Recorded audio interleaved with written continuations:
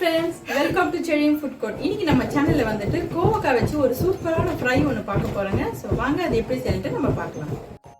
First கோவக்காவை wash பண்ணிட்டு நீல வாக்குல இந்த மாதிரி கட் பண்ணி ஒரு பவுல்ல எடுத்துக்கோங்க. அதுக்கு அப்புறம் இஞ்சி பூண்டு விழுது சேர்த்துக்கோங்க. இது கூட வந்துட்டு கரம் மசாலா சேர்த்துக்கலாம் நம்ம ஃப்ளேவருக்காக. அதுக்கு அப்புறமா வந்துட்டு ரெட் சில்லி பவுடர் ஆட் பண்ணுங்க. இப்போ வந்து நம்ம காஷ்மீரி சில்லி சேர்த்துக்கலாம். இது வந்து ஜஸ்ட் கலருக்காக தாங்க. அது கூட வந்துட்டு தனியா தூள் சேர்த்துக்கோங்க. அதுக்கப்புறமா நம்ம ரைஸ் ஃப்ளோர் சேர்த்துக்கலாம், அரிசி மாவு சேர்த்துக்கலாம். அப்போ தான் அந்த கோவக்காய் வந்து நல்லா நம்ம மிக்ஸ் பண்ணி விடும்போது மொறுமொறுன்ட்டு வரும். உப்பு கொஞ்சம் தேவையான அளவுக்கு சேர்த்துக்கோங்க. தண்ணி எதுவும் ஊற்றாமல் நல்லா பிசைஞ்சிக்கோங்க அப்படியே. ஏன்னா தண்ணி ஊற்றுனீங்க அப்படின்னா மாவு வந்து காயில் ஒட்டவே ஒட்டாது.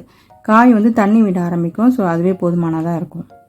அதுக்கப்புறமா எண்ணெயை வந்து சூடு பண்ணிக்கோங்க. சூடு பண்ணிவிட்டு மீடியமில் வச்சுருங்க அடுப்பை. அப்போ தான் வந்து நம்ம போடும்போது கரெக்டாக இருக்கும். இப்போ வந்து நம்ம பக்கோடா போடுவோம் இல்லையா, அந்த மாதிரி போடுங்க.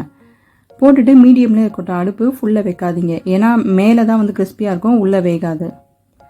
ஓகே, கொஞ்ச நேரம் கழித்து நம்ம வந்து திருப்பி விடலாங்க. அதை பாருங்கள். ஓகே, அது நல்லா கலர்லாம் நல்லா சேஞ்ச் ஆகிருக்கு பாருங்கள். அப்படி நல்லா கிறிஸ்பி ஆகிட்டே வருது. இது வந்து தயிர் சாதம், ரசம் சாதம் இல்லை வெறுமனா கூட சாப்பிட்லாங்க. ரொம்ப சூப்பராக இருக்கும். ஓகே, இப்போ வந்து நல்லா ரெடி ஆயிடுச்சு. நம்ம வந்துட்டு எண்ணெய் வடிச்சிட்டு எடுத்துடலாங்க. ஓகே, சூப்பரான கோவக்காய் ஃப்ரை ரெடி. என்ன ஃப்ரெண்ட்ஸ், இந்த கோவக்காய் ஃப்ரை பார்த்து என்ஜாய் பண்ணீங்களா? மறக்காம இதை உங்க வீட்டில் செஞ்சு பாருங்க. அது மட்டும் இல்லைங்க, இந்த சேனல் வந்து சப்ஸ்கிரைப் பண்ணுங்க, லைக் பண்ணுங்க, ஷேர் பண்ணுங்க. தேங்க்யூ.